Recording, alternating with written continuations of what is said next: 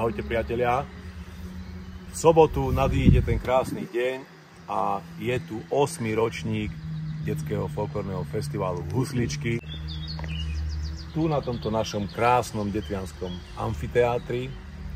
Máme sa na čo tešiť. 3 folklórne súbory. Detský folklórny súbor Rozmarín z Viedne, priatelia, z Viedne. Ďalší detský folklórny súbor Kokavan z Kokavy. A samozrejme nemôže chýbať najlepší detský folklórny súbor Ratoles z Detvy. Bodka. Povedz kedy? 1. Dám ti štát.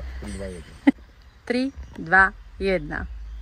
A zlatý klinec programu malý Filipko Kukuliak so svojím tatinkom, ktorý ho doprevádza na heligónečke.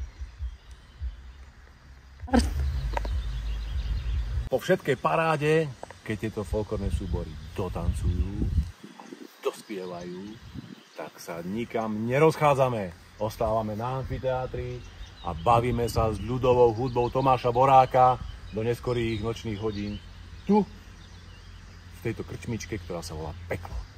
Programom vás budem sprevádzať ja a moja kamoška Janka, ktorá sa už druhý týždeň nepretržite na to pripravuje. Tak dúfame, že to dopadne dobre a tešíme sa. Teraz to najpodstatnejšie. Sobota, 8. jún, 17:00. Vstupenky si zakúpite tu, netreba nič špekulovať, žiadny internet, žiadne predpredaje. Všetko vybavíte na mieste. Tešíme sa.